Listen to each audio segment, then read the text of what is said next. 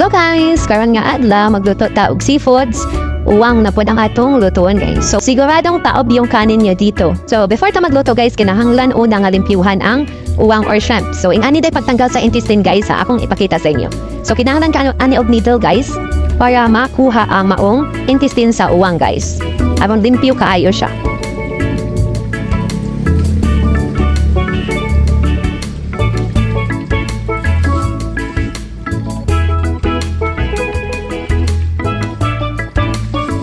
And after many hours guys, at last natapos na din ang paglinis natin sa ating shrimp.